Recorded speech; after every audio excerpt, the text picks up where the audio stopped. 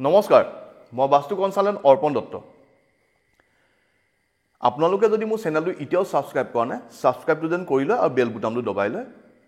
আজি মই আপোনালোকক তিনিটা দিশৰ বিষয়ে ক'বলৈ ওলাইছোঁ। সেই তিনিটা দিশ আমাৰ ঘৰখনৰ এটা বৰ গুৰুত্বপূৰ্ণ দিশ। গুৰুত্বপূৰ্ণ মানে সেই তিনিটা দিশৰ এটাই কাম, আমাৰ ঘৰলৈ অহা টকা পইচা কেনেকৈ আহিব লাগে, কি হয়। প্ৰথম কথা, আমি যদি ভাবোঁ যে তিনিটা দিশ কোনটো হয়, মই আজি এটা দিশ কৈছোঁ, সেইটো আমাৰ ঘৰখনৰ উত্তৰ দিশ, এটা দক্ষিণ পূব দিশ আৰু এটা পশ্চিম দিশ। আমাৰ ঘৰখনত যেতিয়া আমি জোখমাখ কৰি স্কেল পাতোঁ, আমাৰ 16টা দিশ ওলায়। তাৰে এই তিনিটা দিশৰ এটাই কাম, আমাৰ ঘৰলৈ আহিবলগীয়া সা সম্পত্তি টকা পইচা।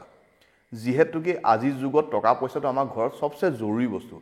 সেইকাৰণে সদায় এই তিনিটা দিশ আপোনালোকে মন কৰিব, উত্তৰ, দক্ষিণ পূব আৰু পশ্চিম। এতিয়া মই কৈছোঁ এই তিনিটা দিশৰ কি কাম। প্ৰথম কৈছোঁ উত্তৰ দিশ। উত্তৰ দিশটোৱে আমাৰ ঘৰলৈ আহিবলগীয়া টকা পইচা, অপৰচুনিটিছ আহে।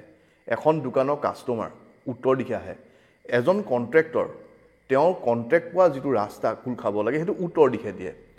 এখন ব্যৱসায় প্ৰতিষ্ঠান আগবঢ়াৰ উত্তৰ দিশে দিয়ে।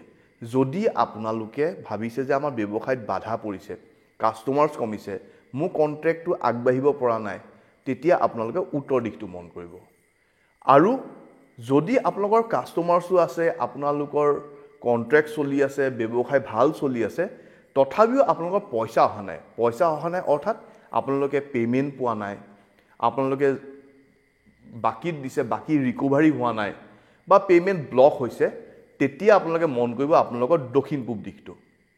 তাৰপাছত যদি আপোনালোকৰ বোলে তিনিটা দিশৰ মই তিনিটা কাৰণ গৈ আছোঁ, কাষ্টমাৰ্ছো আহিছে, আমাৰ পইচা পাতিও আহি আছে, পে'মেণ্টটো ফচা নাই, কিন্তু আমাৰ কামত প্ৰফিট হোৱা নাই। কাৰণ আমি এটা কাম কৰিলেই নহ'ব, কাম প্ৰফিট হ'ব লাগিব। যদি প্ৰফিট হোৱা নাই আপোনালোকে ভাবে, তেতিয়া আপোনালোকে সদায় আপোনালোকৰ পশ্চিম দিশটো মন কৰিব।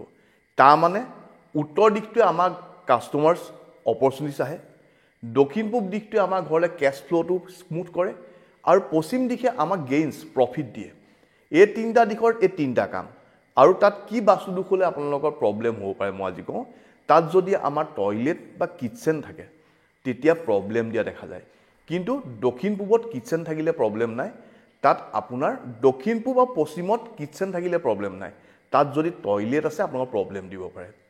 এতিয়া মই আপোনালোকক কৈছোঁ, উত্তৰ দিশে কি বাস্তুদোষ হ'লে আমাৰ ঘৰলৈ বা আমাৰ ব্যৱসায় প্ৰতিষ্ঠানলৈ কাষ্টমাৰ্ছৰ ফ্ল'টো কম হয়।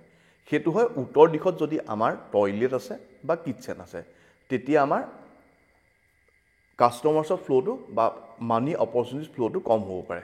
আৰু দক্ষিণ পূবত আমাৰ পাকঘৰ কিটচেন চলি যায়, তাতো যদি আমাৰ বাথৰুম আছে, তেতিয়া আমাৰ পে'মেণ্ট ব্লক, পে'মেণ্ট ৰিকভাৰী, পইচা লোকচান হোৱা দেখা যায়।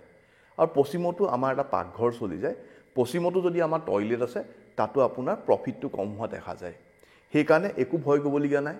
উত্তৰত যদি আমাৰ পাকঘৰ আছে, আমি গেছৰ তলত সেউজীয়া মাৰ্বল পাৰিব লাগিব।